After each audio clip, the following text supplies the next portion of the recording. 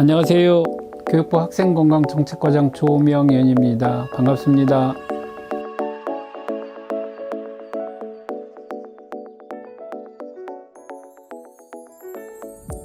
고등학교 3학년 학생들과 고등학교 모든 교직원에 대해서는 7월 19일부터 백신 접종이 시작됩니다. 2학기의 안정적인 학사 운영과 원활한 대입 전형 등을 지원하기 위해서 고등학교와 이에 준하는 모든 교육기관에 대해서 백신 조기 접종이 실시되는데요. 학생의 경우는 현재 재학 중인 모든 고등학교 3학년을 비롯해서 휴학자, 고등학교 3학년에 학적을 둔 모든 사람이며 2022년도 대입에 응시하는 조기 졸업 예정자도 포함됩니다. 또한 선생님들의 경우도 같은 시기에 같은 접종센터에서 접종을 하게 되는데요. 교직원도 휴직자, 파견자를 포함해서 같이 접종을 하시게 됩니다.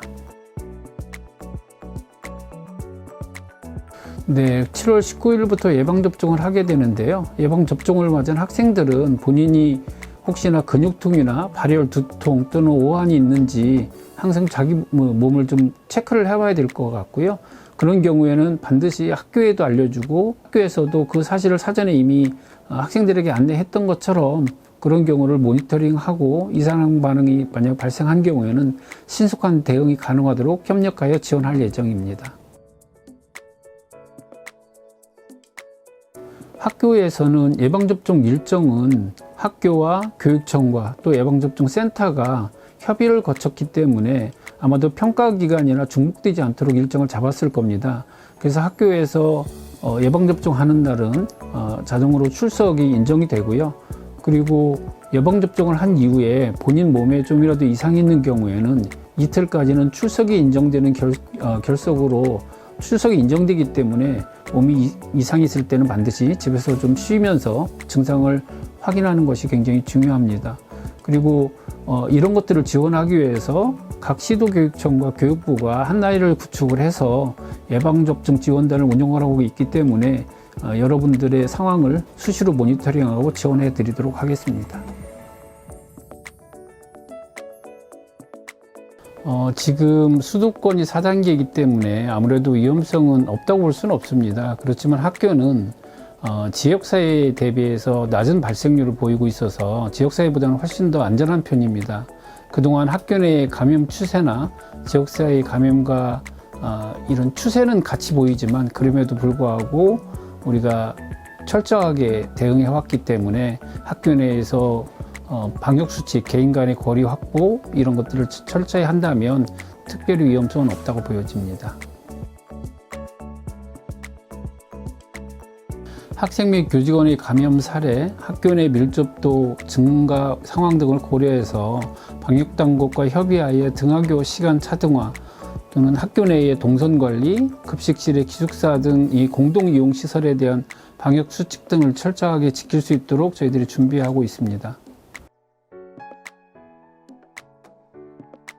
그동안 우리가 3학기 동안 학생 및 교직원의 감염 사례나 학교 내에서 발생됐던 여러 가지 상황들을 고려해서 방역수칙을 저희들이 보완을 했습니다. 이번 방역수칙에서는 특별히 한 명이 발생했다고 해서 모든 학생이 등교를 중지하고 원격으로 전환하지 아니하고 밀접 접촉자만 원격으로 전환하고 나머지에 대해서는 정상적으로 수업을 할 수 있도록 한다든지 또 공동으로 사용하는 공용 공간에 대해서 개인 수칙을 철저하게 지키도록 한다든지 또 환기가 굉장히 중요하기 때문에 창문을 열고 환기를 할 수 있는 부분들까지 포함해서 우리가 지침을 좀 더 현실에 맞게 보완했습니다.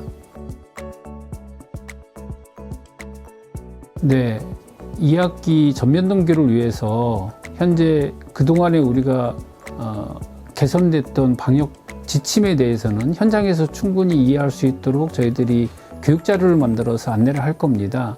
초등학교, 중학교, 고등학교 학생들을 위한 교육자료와 또 선생님들을 위한 교육자료, 또 학부모들을 위한 교육자료를 만들어서 저희들이 안내를 할 거고요. 그거 외에 보건교사나 학교장을 대상으로 하는 연수자료도 저희들이 만들어서 배포할 예정입니다. 또한 개학을 전후해서 3주간은 특별 방역주간을 운영하면서 학교에서 방역 상황이 어떻게 되고 있는지를 저희들이 확인하고 관리를 철저히 할 예정입니다. 네, 우리가 2학기에 학교에서 사용되어질 마스크나 소독용품, 체온계 등은 저희들이 확인해 봤을 때 학교에서 충분하게 비치하고 있는 것으로 판단됩니다. 그래서 학교에서 필요하다면 저희들이 추가로 지원할 예정이고요. 특별히 우리가 방역 인력을 지원을 하고 있는데 현재 5만 명에 대해서는 1차적으로 지원을 했습니다. 추가적으로 학교에서 보건교사의 지원이라든지 학교 급식실에 필요한 인력 또는 기숙사에 필요한 인력 등은 저희들이 추가로 파악을 해서 지원할 예정입니다. 네, 2학기에 등교가 확대된 경우에 급식 인원이 증가하고 마스크를 벗고 식사를 하는 경우에는 더욱더 철저한 방역 관리가 필요합니다. 이 경우를 대비해서 우리가 거리두기 단계별로 또는 조리 공정별로 집중적으로 방역을 할 수 있도록 저희들이 지침을 만들어서 안내를 했는데요. 예를 들자면 모든 학교가 칸막이를 설치하고 단계에 맞게 칸막이가 설치되어 있다고 하더라도 한 칸 띄어앉기라든지 이런 방법을 통해서 저희들이 방역을 철저히 하려고 합니다. 특별히 급식실에도 많은 아이들을 관리를 해야 되기 때문에 추가적인 방역 인력도 적극적으로 활용할 예정입니다.